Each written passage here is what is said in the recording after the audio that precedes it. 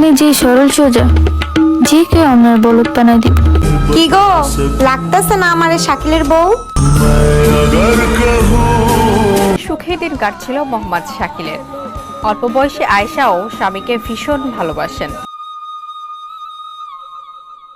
কিন্তু হঠাৎ সেই সম্পর্কে ছন্দপতন ঘটে। আয়েশা বাবার বাড়ি গিয়ে আর ফিরতে চান না। স্ত্রী কেন এমনটা করছে তা বুঝে উঠতে পারে না শাকিল। এভাবে কয়েক মাস যাওয়ার পর ব্যাপারটা বুঝতে পেরে যেন বিনা মেঘে বজ্রপাত হয় তার মাথায়। শাকিল জানতে পারেন স্ত্রীর বদলে এতদিন শালিকার সঙ্গে সংসার করেছেন তিনি। বড় বোনের সঙ্গে বিয়ে হলেও তিনি সঙ্গে করে নিয়ে এসেছিলেন ছোট বোনকে। আমনি যে সরল সোজা, যে কেউ আমার বলদ বানাই দিব। প্রথম বলদটা তো তোমার বাপেই বানাইছে। রাগ কইরা লাভ নাই, আমি তোমার কলিজার জামাই।